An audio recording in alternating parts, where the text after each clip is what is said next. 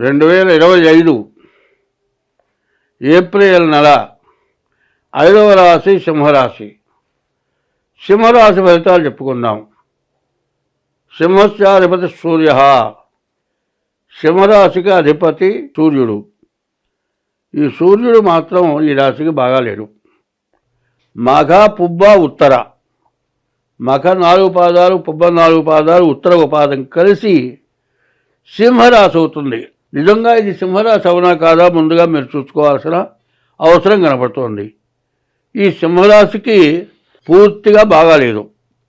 కాబట్టి ఈ సింహరాశికి అనవసరమైన దండగమారి ఖర్చులు మాత్రం ఖచ్చితంగా వస్తాయి.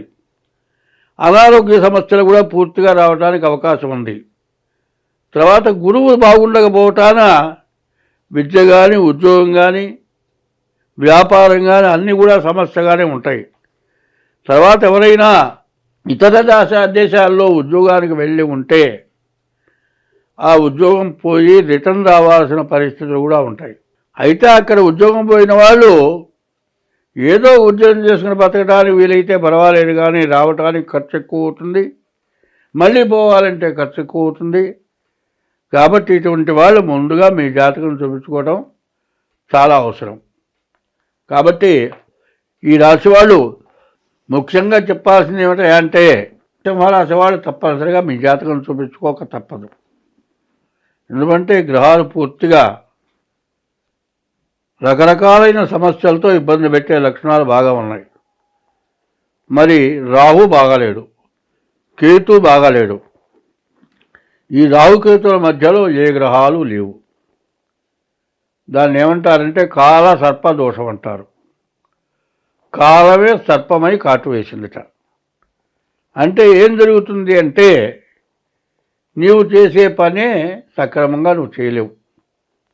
ఇవ్వకూడని వాళ్ళకి డబ్బులు ఇస్తావు, వాళ్ళు ఎగ్గొడతారు. ఇవ్వదగిన వాళ్ళకి డబ్బులు ఇవ్వవు, నీకు వచ్చే ఆదాయం పోతుంది. అంటే నువ్వు చెయ్యదగిన పని చెయ్యవు, చెయ్యతగని పని చేస్తావు. దానివల్ల నష్టం మామూలు నష్టం కాదు. ఉన్న ఆస్తుల్నే కోల్పోయే లక్షణాలు ఉన్నాయి. ఈ ఆస్తులు లేక ఇంట్లో తినడానికి దొరకబోయేపటికి భార్యాభర్తలతో కూడా అనుకూలత పోయి శత్రుత్వం వచ్చే లక్షణాలు ఉన్నాయి.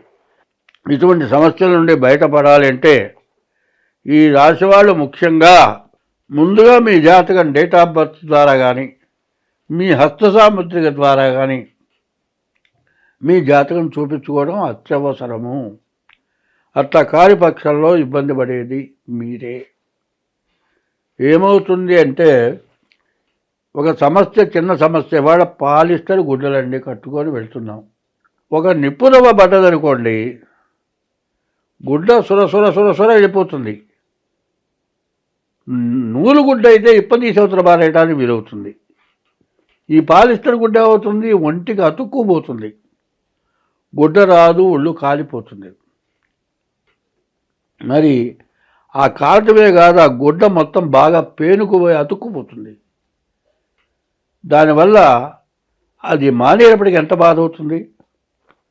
ఎందుకంటే ఎప్పుడు కూడా ఎట్లా ఉంటుందంటే మామూలుగా అన్నం తినేవాడికి ఎటువంటి ఇబ్బంది లేదు.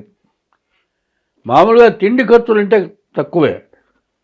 హాస్పిటల్ ఖర్చులు, రోగాలకు మందులు అనేటప్పటికీ ఖర్చు పెరుగుతుంది. తిండి తినేవాడు ఏం చేస్తాడు, ఏదో వృత్తి చేసుకుంటాడు, వృత్తి ద్వారా ఆదాయం వస్తుంది, ఇబ్బంది లేకుండా ఉంటుంది, ఇంకా కాస్త సంపాదన పెరిగితే మిగులుతుంది. ఇదేమవుతుంది, సంపాదన లేదు, ఖర్చు అధికం. తర్వాత పిల్లలు చదువులాగిపోతాయి, ఖర్చు ఎక్కువైపోతుంది, ఇబ్బందులు అవుతాయి.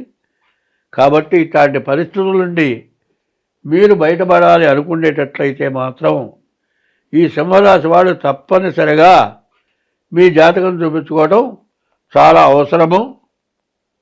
తర్వాత ఈ రాశి వాళ్ళు ప్రతిరోజు కూడా శివాలయానికి వెళ్ళి శివాలయంలో 11 ప్రదక్షిణాలు చేయాలి. తర్వాత నవగ్రహాల గుళ్ళో 9 ప్రదక్షిణాలు చేయాలి. గుళ్ళోకి వెళ్ళేటప్పుడు కాళ్ళు కడుక్కొని గుళ్ళోకి వెళ్ళాలి.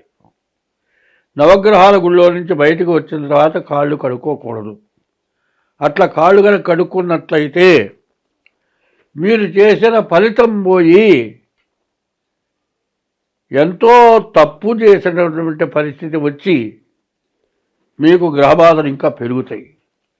కాబట్టి ఎవరైనా సరే నవగ్రహాల గుళ్ళో నుంచి బయటకు వచ్చిన తర్వాత కాళ్ళు కడుక్కోవద్దు. గుళ్ళో దేవుడు దర్శనం చేసుకున్న తర్వాత ఇంటికి వెళ్ళంగానే కూడా కాళ్ళు కడుక్కోవద్దు. ప్రతిరోజు కూడా పత్రం పుష్పం ఫలం తోయమన్నారు. ఓపిక ఉన్న వాళ్ళు కొబ్బరికాయ తీసుకెళ్ళండి, లేని వాళ్ళు కనీసం మారేడు దళాలు తీసుకెళ్ళివ్వండి. మీకు సత్ఫలితం వస్తుంది, మీరు బాగుంటారు. ఈ రాశి వాళ్ళు ముందుగా మీ డేట్ ఆఫ్ బర్త్ ద్వారా కానీ మీ హస్త సాముద్రిక ద్వారా కానీ మీ జాతకం చూపించుకొని ఉన్న దోషాలు ఏవో తెలుసుకొని దానికి పరిహారం చేసుకుంటే మీరు నష్టపడకుండా బాగుపడతారు. ఇప్పుడు 24, 25, 26 సంవత్సరాలు పాపగ్రహాలు ఎక్కువగా ఉండటం చేత రాజ్య పరిపాలకులకు, ప్రజలకు, ప్రతి జీవరాశికి వాతావరణం వల్ల కానీ, తర్వాత ఒకళ్ళకొకళ్ళకి సత్సంబంధాలు లేకపోవటం వల్ల కానీ సమస్యలు, అనారోగ్యాలు, అధిక వర్షపాతం, మరి రకరకాలైన వాయు కాలుష్యం, తర్వాత నీటి కాలుష్యం, ఇట్లాంటి సమస్యల వల్ల రకరకాలైన వ్యాధులు వస్తున్నాయి. ఎట్లా అంటే పాపగ్రహాల బలం ఎక్కువగా ఉంది. దానివల్ల రాజ్య పరిపాలకులకు కూడా ఒకళ్ళకొకళ్ళు పట్టలేరు.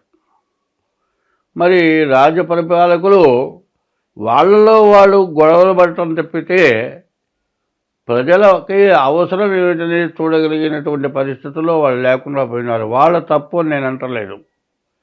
అంటే గ్రహస్థితి నవనాయకుల్లో గ్రహాలు కొన్ని బాగుండకపోవటం వల్ల ఇటువంటి సమస్యలు అధికంగా వస్తూ ఉన్నాయి.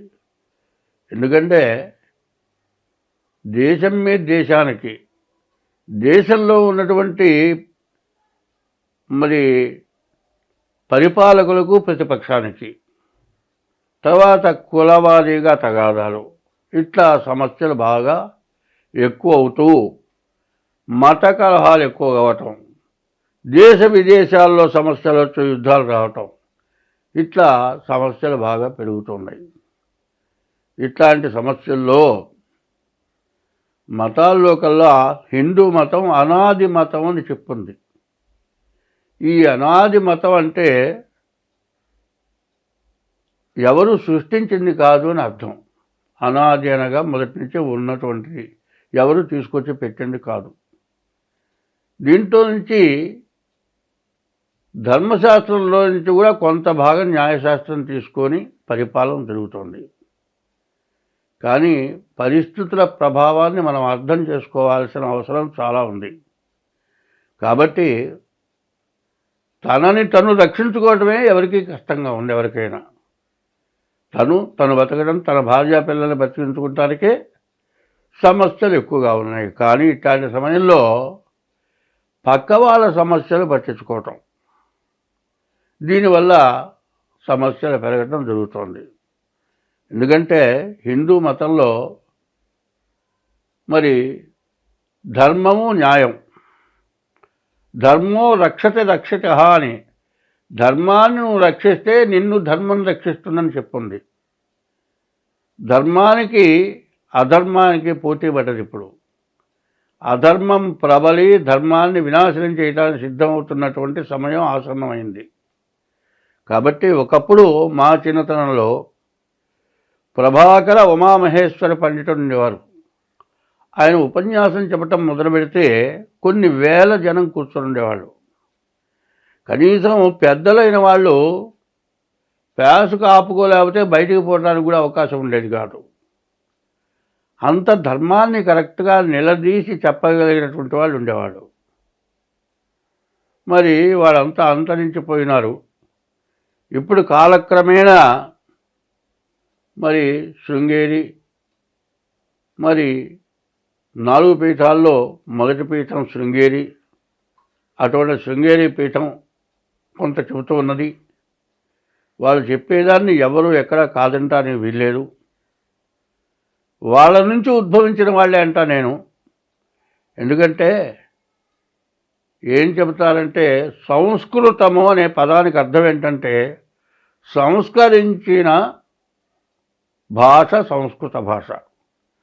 సంస్కరించడం అంటే దాన్ని ఎవరు ఇక కాదని అంటానికి వెళ్ళేది ఇది సంస్కృతం, సంస్కరింపబడిన భాష.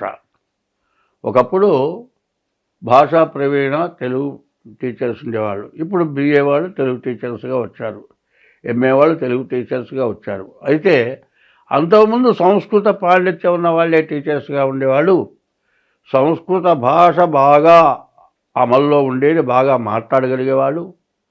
ఇప్పుడు బిఏ ఎంఏలో కూడా కొద్దిగా సంస్కృతం ఉన్నది, కానీ అచ్చగా తెలుగులో చెప్పడం జరుగుతుంది. అటువంటి వాటిల్లో ఇవాళ మహామహులు చాలామంది ఉన్నారు.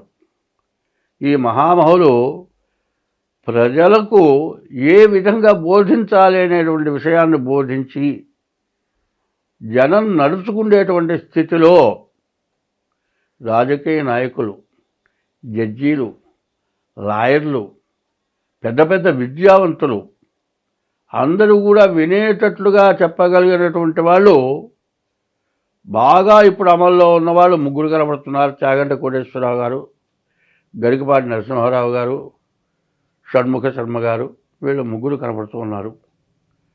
వాళ్ళు చెప్పింది ఎక్కడా తేడా రాదు. స్వస్తి.